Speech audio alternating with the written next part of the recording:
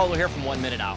I want to talk to you about a very basic drill that I want to show you, but it's one that I do every day. I dry fire it. It's one of the drills I always start with when I go down to my own range and shoot every day, and it just helps to build really good fundamentals. So there's two parts to this drill. The first is the dry fire portion, and then the second is going to be the live fire portion.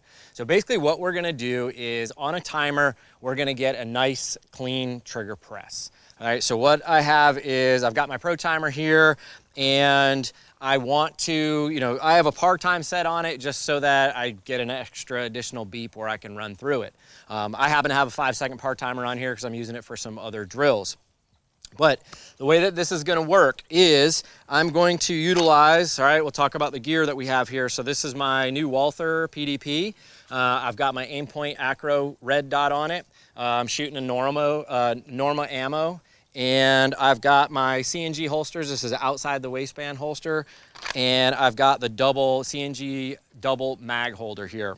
Now, what I want to do is pick a spot on my target, all right? And for this, I'm at about 7-8 yards here. So I want to pick a spot on the target, and that's where my eye focus is going to be. I'm going to go ahead and, the pistol is empty. We have no magazine in here. There's no rounds in here. Rack it multiple times to make sure.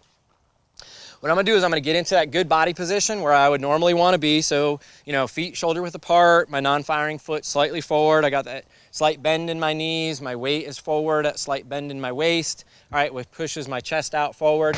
My shoulders are relaxed. All right, I push the pistol out from my ready position. All right, my grip, my hand comes up in here. And again, I'm just holding the pistol with this hand.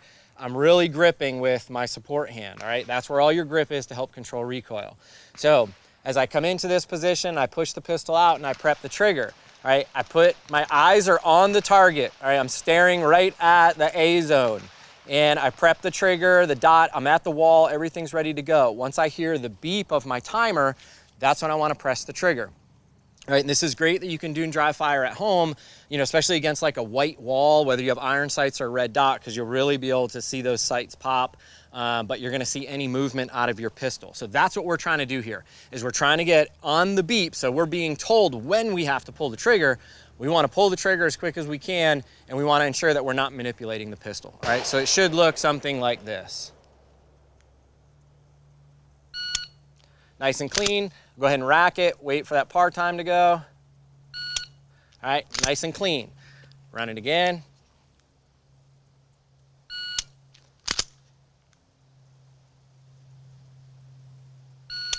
All right, so you're gonna see yourself and you'll know when you do it. All right, when you're out here and that timer goes and all of a sudden you're doing this.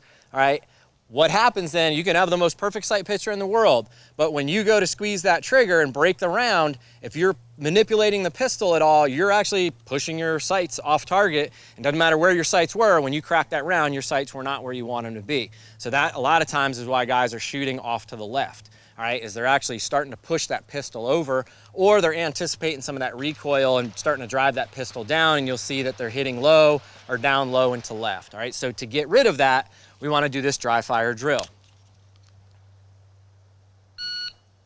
All right. All right, so there we can build up good muscle memory doing dry fire. Now we want to go ahead and do the same thing, but we're going to go live when we do it. So I'm going to get my ears on.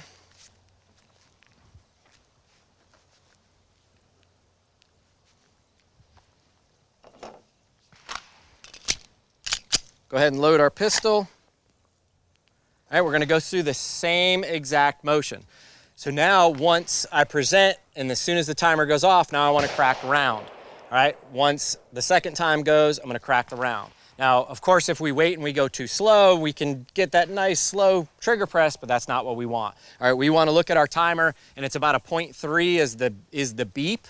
All right, so I know I need to be below that on my time when that round cracks off, so we can kind of look at our timer to see where we are. All right, and then our results are going to show downrange now with live ammo what the result is, and if we were pushing or doing anything to that pistol when we went ahead and squeezed the trigger.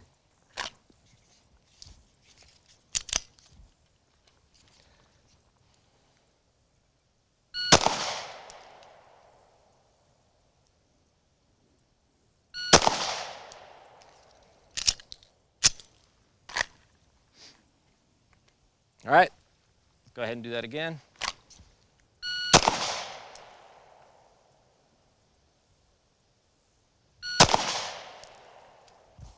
All right, run it one more. All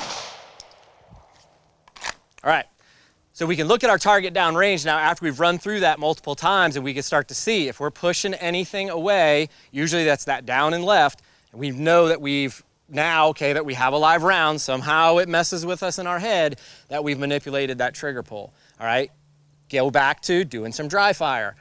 Empty the gun out, go through the same thing again, make sure that we got a nice clean pull, all right, every time so that we're not manipulating where that muzzle is going and we've got a good sight picture, all right? Do that multiple times, go live, do that multiple times, and then I'll go ahead and start my day. If I start shooting a bunch and I just happen to start trying to push that pistol and I notice that I'm doing that, I'll go back and I'll do this again, all right? So I'll back up, just run this drill a few more times. Okay, yep, all right? You gotta tell this hand, stop pushing the pistol, just pull the trigger straight back. That's all you need to do, all right? So this is a great drill for you to start with, great drill that I start every day with when I go shooting at the range.